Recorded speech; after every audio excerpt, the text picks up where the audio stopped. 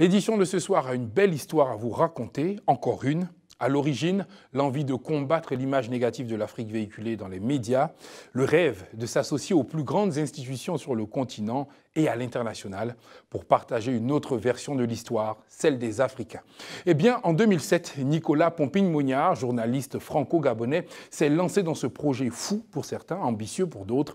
14 ans plus tard, APO Group est là, avec pour clients des institutions internationales dont l'ONU et la BAD et des médias comme la BBC, Reuters ou encore l'AFP. Cette année, le cabinet de conseil en communication et de relations publiques a signé des partenariats avec le programme OM Africa et Getty Images pour poursuivre sa mission. De passage à Abidjan, Nicolas Pompigne-Mognard nous en dit plus sur ses nouveaux projets. Entretien avec Sharon Camara, Hugues Guigui et Francis Kofi. En 2019, l'OM lance OM Africa et vous avez signé un partenariat très récemment avec eux. En quoi consiste ce partenariat ? APO Group est très impliqué dans le sport sur le continent. Nous sommes l'agence de relations publiques de la FIFA en Afrique, de la NBA, de la Basketball Africa League. Nous avons aussi un partenariat avec AIPS, l'Association internationale de la presse sportive. Et lorsque nous avons appris que l'Olympique de Marseille, qui est ce club emblématique français, était très impliqué sur le continent africain, en fait, la totalité de leur plan de développement international est orientée vers le continent africain. Nous sommes entrés en discussion et nous avons découvert en fait ce programme OM Africa et nous avons décidé d'ajouter ce partenariat à la liste des initiatives que nous avons. Et donc nous accompagnons l'Olympique de Marseille à travers son programme Olympique Africa et nous sommes le partenaire officiel du programme africain de l'Olympique de Marseille. Et dans la même dynamique, vous avez aussi signé un partenariat avec Getty Images, donc qui est l'une des principales banques d'images à travers le monde. Comment est-ce que cela va se matérialiser également? Alors c'est un peu différent.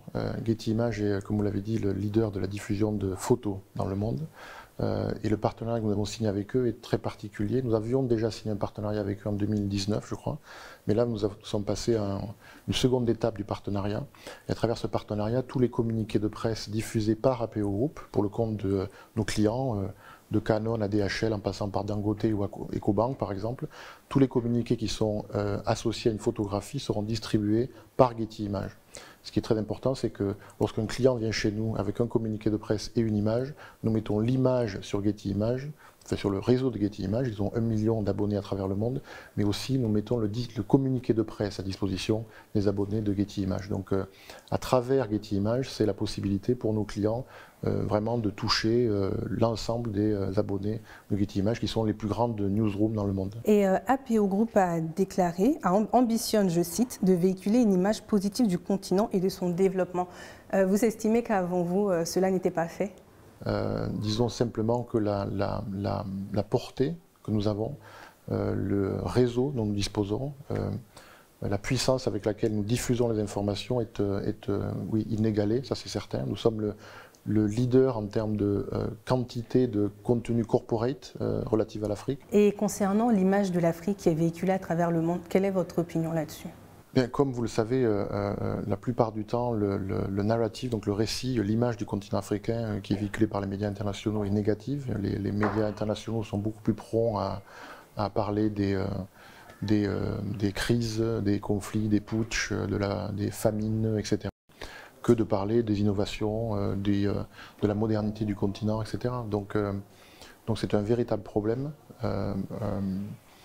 Et ce que nous faisons, comme vous le savez, notre secteur d'activité sont les relations publiques, la distribution de communiqués de presse. Et bien évidemment, 99% du temps, les informations que nous diffusons sont des informations positives.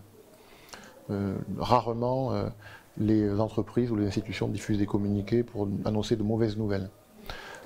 Donc quand on considère que nous diffusons majoritairement des informations qui sont des bonnes nouvelles, du texte, de l'image, des vidéos, et que nous mettons ça à disposition des médias internationaux, de CNN en passant par Bloomberg ou LexisNexis ou je ne sais quoi, eh bien nous participons tout simplement à changer le narratif.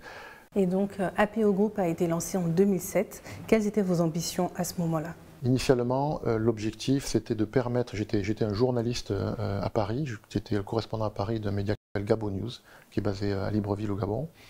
initialement, la volonté, c'était de permettre aux institutions africaines, en particulier la Banque africaine de développement et d'autres, de diffuser mieux leur communiqué de presse et de faire en sorte que les informations relatives à l'Afrique soient vraiment mises à disposition de la communauté financière internationale, de la communauté médiatique internationale même.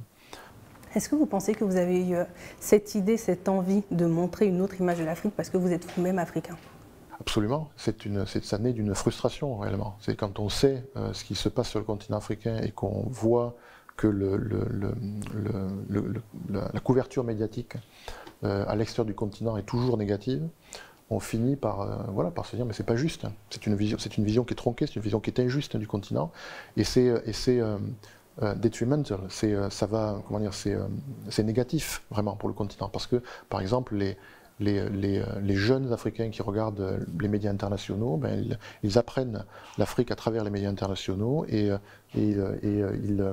ils ont ensuite, on voit, je donne des conférences dans des écoles de journalisme en Afrique, on voit qu'ils ont un complexe d'infériorité qui est très ancré. Et il faut en sortir. Mais vous pensez qu'au bout de 14 ans, vous avez quand même réussi à atteindre cet objectif ou à vous en rapprocher? Nous en rapprocher certainement, l'atteindre non. Je pense que c'est un combat qui va durer très longtemps, qui va durer après moi, et qui devient de plus en plus nécessaire parce que les médias internationaux investissent de plus en plus sur le continent africain.